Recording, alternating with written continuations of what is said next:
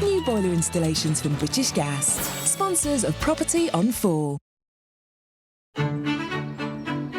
Ever had that dream where a long-lost rich relative leaves you a huge mansion in their will? This is exactly what happened to Richard at the age of 25.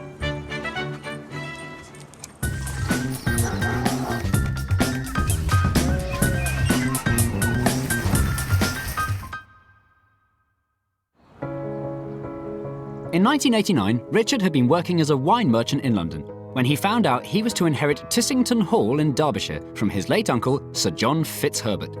He also inherited the title of the 9th Baronet Fitzherbert. There was no time to think, gosh, this is a big thing. It was only after a few years that I actually sat down and reflected what a huge undertaking this was. I inherited Tissington Hall. I had also inherited 13 farms, 40 cottages, and a great number of redundant buildings that were falling down. With no handover period, the newly titled Sir Richard had to adapt quickly to life as the new owner. Every door he opened revealed more family history, but it also revealed a massive maintenance work that needed to be done. Tissington Hall had been lived in by my uncle and aunt for 25, 30 years. We were really stuck in a sort of 60s, 70s time warp. So I had to undertake quite a lot of projects in order to make the house watertight. So we undertook the re-roofing of the hall. We rewired the house, and we've still got the plumbing to do. The latest quote on actually doing the plumbing is $125,000 plus VAT. With enormous repair bills, Sir Richard was forced to sell a valuable family painting to cover renovation costs. He soon realised he had to adapt Tissington Hall in order for it to survive. I've tried to blend in new ideas, so new ways of energy saving, renewable energies. But also I've tried to look at the wasting assets on the estate and use them in more productive ways. So we've converted the old joiner's shop to a little arts and crafts shop, and the old coach house is now a thriving tea room. Oh, right, it can't have been me then. It must have been my wife. One of the first changes that I made was to open to visitors on 28 days a year.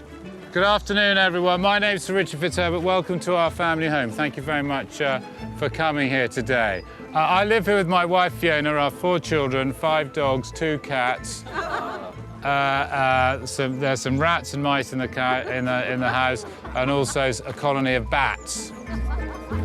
The guided tours eventually led to Tissington Hall's opening its doors to wedding ceremonies. I hope my uncle would appreciate that it was something that was necessary in order to keep the house going. The pleasure that it gives to visitors is immense, and that's incredibly satisfying. Oh, the children have been here. The jewels have gone. Although innovations have helped preserve 400 years of family history, they haven't come without their drawbacks. One of the difficulties that we have was we can never escape from it unless we move completely away. You're always wedded to it and therefore the business. Sometimes it doesn't feel like our home, and the way I explain this to people is that when they say you must be incredibly fortunate, incredibly lucky, I say, well, would you share your loo with 5,000 people every year? They'll think because I've got a title and I live in a big house, I'm fabulously wealthy. It doesn't quite work like that. My favourite room is the library.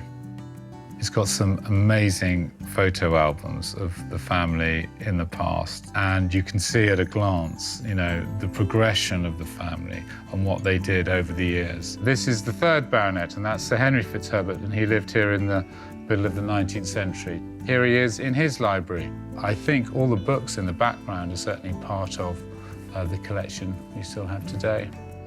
I tend to spend a lot of time in the office filling in the bureaucratic paperwork. But I do get out and about the whole time, so I try not to spend the whole morning in the office. I'll try to break out and come to this room or go to the tea rooms. We appreciate and look after the main part of the house, but we live, really, in effect, the staff quarters. We spend most time as a family either in the kitchen, chatting and helping with supper, etc., or in the snug when we're like, you know, everyone else, watching the football, watching the news. All the children have roller skated in the main hall in the winter when they can't go outside. In the summer, they've all ridden their bicycles around the grounds and things like that. They've had a great time. Ideally, Freddie, my son, who's now a student, I'd like him to take it on.